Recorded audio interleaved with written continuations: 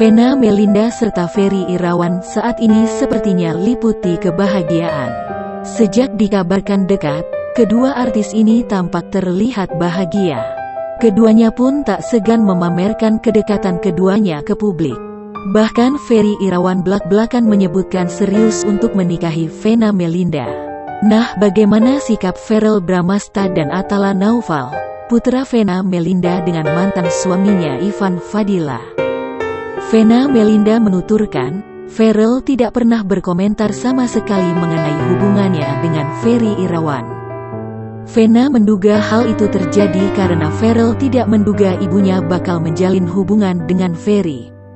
Enggak pernah komentar sama sekali, aku tahu karena dia shock. Tapi Atala bilang, Mama bucin ya, kayak gitu diledekin, Mama mukanya enggak pernah kayak ini, ucap Vena mengingat ucapan putranya.